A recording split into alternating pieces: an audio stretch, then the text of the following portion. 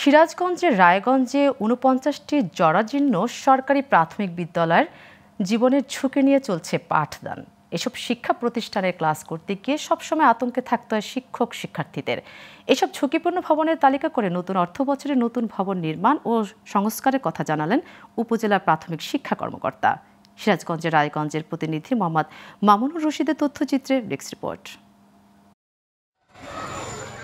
দীর্ঘদিন ধরে মেরামত না করায় ঝুঁকিপূর্ণ ভবন হিসেবে ঘোষণা করা হয়েছে সিরাজগঞ্জের নিমগাছি সরকারি প্রাথমিক বিদ্যালয়। অথচ এখনও শিক্ষকরা এখানে ক্লাস নিচ্ছেন ৩০০ শিক্ষার্থীর। শুধু তাই নয়, হাটকান্দা সরকারি প্রাথমিক বিদ্যালয়, শৈলী শাবলা সরকারি প্রাথমিক বিদ্যালয়, হোরগাতি সরকারি প্রাথমিক বিদ্যালয় সহ ৪৯টি জরাজীর্ণ ও ঝুঁকিপূর্ণ ভবনে চলছে পাঠদান। শ্রেণীকক্ষ কম হওয়ায় জীবনের ঝুঁকি নিয়েই এইসব ভবনে শিক্ষকরা পাঠদান করছে শিক্ষার্থীদের। এই ভবনটি অনেকদিন হলো পরিত্যক্ত অবস্থায় পড়ে আছে। এতে আমাদের স্টুডেন্ট সংখ্যা অনেক, আমাদের শ্রেণী কার্যক্রম পড়াশোনার ক্ষেত্রে ব্যাহত হচ্ছে। বৃষ্টির দিনে ছাদ থেকে পানি চুয়ে পড়ে ছাত্ররা সেখানে বসতে পারে না, ক্লাস নিতে পারে না। ছেলেপেলেকে প্রায় হয়তো বাইরে ক্লাস নিতে হয়। আপনারা দেখেন ঘুরে ঘুরে ভাঙাচোরা 2-1টা ক্লাস আছে, সেখানে ক্লাস নিতে হয়। এইভাবে আমরা ক্লাস নিচ্ছি।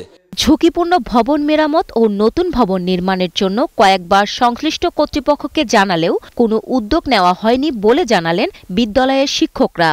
শিক্ষা অফিসারের সাথে এবং জনপ্রকৌশল অধিদপ্তরের সাথে অনেক যোগাযোগ করছেন।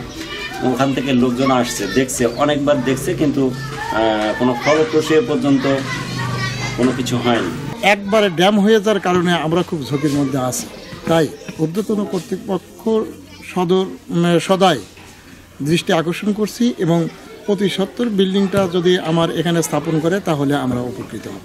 এদিকে ঝুঁকিপূর্ণ ভবনের তালিকা করে নতুন অর্থবছরে ভবন নির্মাণ ও সংস্কার করার কথা জানালেন উপজেলা প্রাথমিক শিক্ষা কর্মকর্তা। আপাতত 13টি ঝুঁকিপূর্ণ বিদ্যালয় চিহ্নিত করেছে এবং এখানে আমাদের যে ঊর্ধ্বতন কর্তৃপক্ষ আছে তাদেরকে অবগত করেছে। আমাদের অতি শীঘ্রই আমাদের নতুন ভবন এবং শ্রেণীকক্ষ নির্মাণ হবে।